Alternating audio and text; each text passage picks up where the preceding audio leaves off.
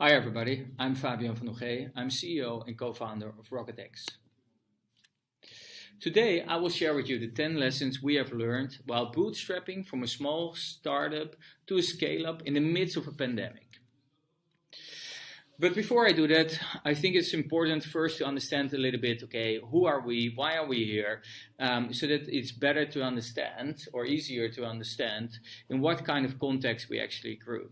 So why are we here? We are here because we believe that the special ones, so the start and scale-ups of today, are actually those who either through disruption or innovation are the enabler in order to create and shape a better world. So how do we do this? We actually help our clients with three things. First of all, with access to people, because what we noticed is that every start and scale up actually struggles with getting the right people on board at the right time. The second thing we notice is that a lot of scale ups struggle with having the access to smart capital. So how do you get the right investor at the right moment in time into your company? And then the third area where we see a lot of scale-ups struggle is by moving from founder-led sales. So there's a clear product market traction, but how do you move to a scalable revenue engine? And this is actually what we do in Rocket now. We give access to growth by providing and building revenue engines or marketing and sales as a service. Now, if you look back, I think it's very interesting to understand where were we. And actually, if we look back from our perspective, our company only existed around 14 months before we encountered the pandemic. And actually, in January, February last year, we did around $500,000 revenue. And then actually on the 13th of March, we decided that we had to move to a new office because back then we were between 12, 15 people. And actually our initial office was a little bit too small. And actually on the 13th of March, 2020, we actually started to move. While in that weekend on the 16th of March, actually the whole first lockdown started here in the Netherlands. And the interesting thing is that at that moment in time, our revenue dropped from $500,000 in January, February 2020 to $40K in March 2020. And of course, at that moment in time, it was really, really hard because basically the whole fundament under the business was moving away. So what we did at the end of March was actually we came together and we decided, okay guys, whatever is happening now, we have never encountered this before, but what is really clear is that the business model we had was not sustainable anymore for the future. And actually in the first week of April, we launched 4 new propositions. And actually we launched them on the 6th of April. And actually we looked outside and we basically started calling all of our existing clients and say, okay guys, whatever we did in the past is not relevant anymore, but what we can do now in the future might be relevant. And actually the good thing is that on the 15th of April 2020, so only more or less 1 month after the first lockdown, we already closed the first contract. At that moment in time, it was really, really clear that we had to change the company. So what we did is, from the 4 propositions we launched, we kept 2 and actually we combined it with our existing value proposition. And this is when we decided to actually start a new company which was called Rocketx. And on the 18th of May, instead of cutting down or stabilizing our resources, we onboarded 6 new people. So not only did we launch a new company, which consisted of the old proposition and 2 new labels, but also we onboarded 6 new people. Because our strategy at that moment in time was actually, okay, how can we grow our way out of the pandemic instead of cutting our cost? And actually on the 20th of May, we really made a big bang and we even bought some advertising space in one of the leading newspapers here in the Netherlands to announce that we pivoted and founded a new company. And from there, actually, we embarked on a really interesting journey.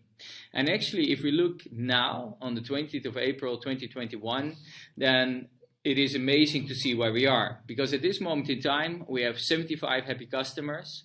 We grew from more or less 12 employees to more than 50 employees. And of course, we have had a fantastic journey. Now, what are the lessons we actually learned, and the lessons which also we would like to share with you guys? So first of all, act fast. So when the moment was there that the lockdown was announced, it was really clear that everything was stopping one moment to the other. And instead of waiting until the economy was starting to move again, we made a real quick analysis on a financial perspective, from a legal perspective, from a business perspective. Okay, what can we do? And actually what we did was saying to the team, okay, let's continue and let's work even smarter and harder than we ever did before. But also immediately we looked at our kitchen, so all the ingredients we had, and we said, okay, from everything what we have in-house, what can we do? What kind of new value propositions can we launch? And actually, within 2 weeks, we launched these new value propositions. So acting fast is really, really critical in these kind of circumstances. The other thing we did really well in the first 2 weeks, or the last 2 weeks of March, is actually cut fast. So we took a couple of decisions. First of all management fees we froze until the end of 2020, so that we really had the cash flow in order to invest in our business. Secondly, we asked the whole team, okay, where can we cut costs? Can we reserve the bonuses? Can we reserve holiday allowances? So that we create even more free cash flow in order to encounter this serious situation we were in. So by cutting fast, so by the end of March, we got a significant amount in our cost, because we froze all the management fees, we froze all the bonuses, and we actually froze all the holiday allowances. So at that moment in time, it was really clear that by acting fast from a business perspective, by reserving and freeze money in our profit and loss accounts, we really made sure that we had enough cash to embark on a new journey and really make sure that we could make this pivot. So our key lesson at the end of the day was really cash is king.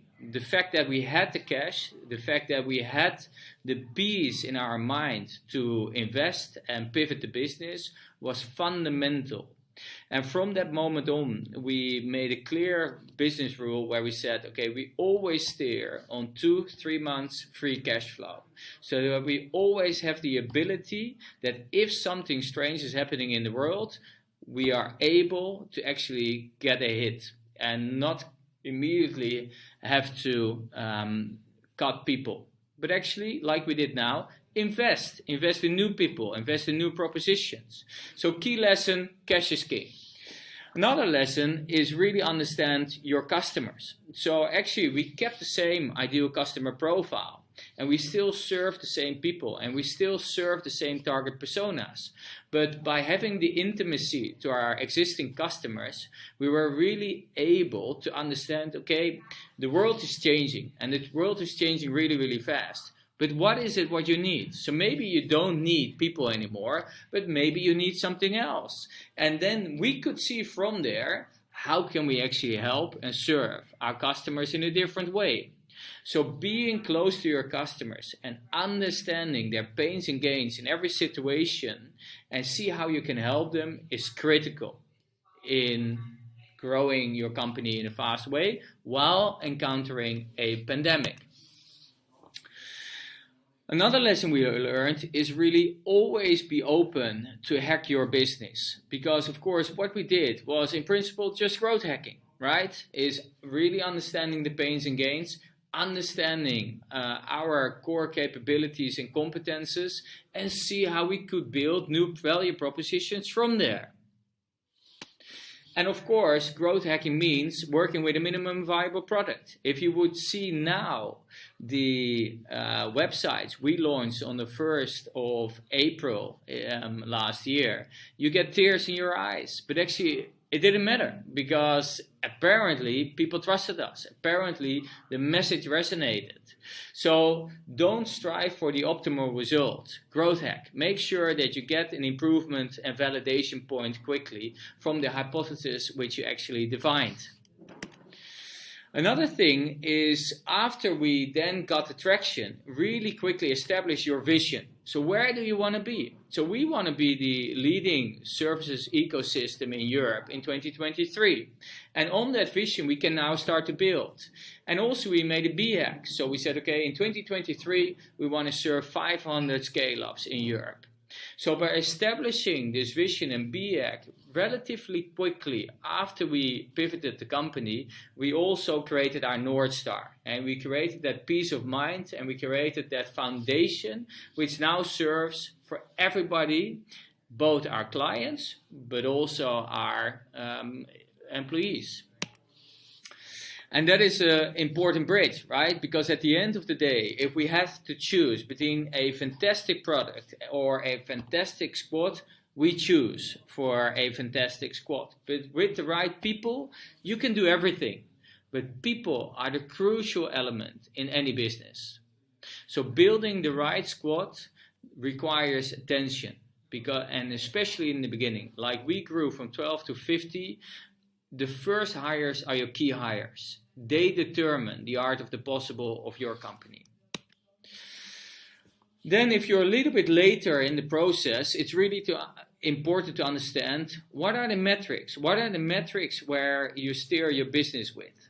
And it's really important that you look at leading and lagging metrics. And what we mean with leading is KPIs are all the KPIs, your input KPIs. So it's the activity metrics, it's the conversion metrics, while the lagging KPIs or metrics are the output, the number of leads, the number of opportunities, or revenue.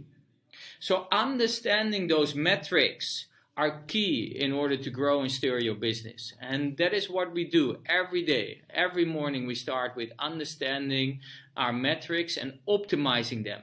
Activity times conversion is result. Also really key when growing fast is to stay lean. So we really try to have the leanest structure as possible. So overhead is killing your company. So small things like, for instance, having an office manager, we don't have it. The reason being that basically we run a company like we run our home.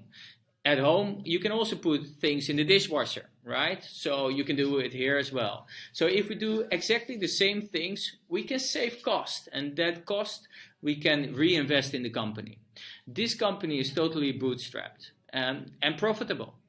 And one of the reasons why we are is because we are extremely focused on the cost structure of our company.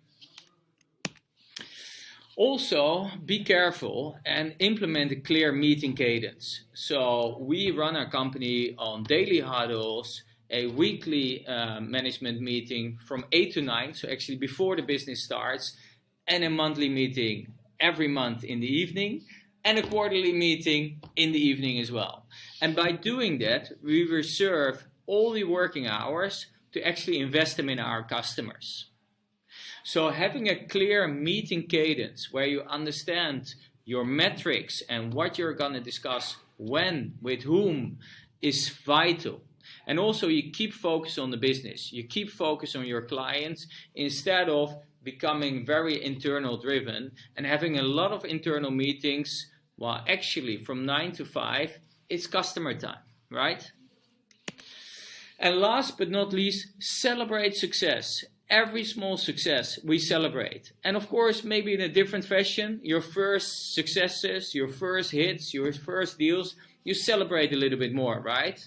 But even today, we celebrate every lead which somebody has generated. And this is vital. Every day needs to consist of small successes in order to build a big success. So to summarize, we have gone through a tremendous journey, and I was really keen to actually share the key lessons we have learned.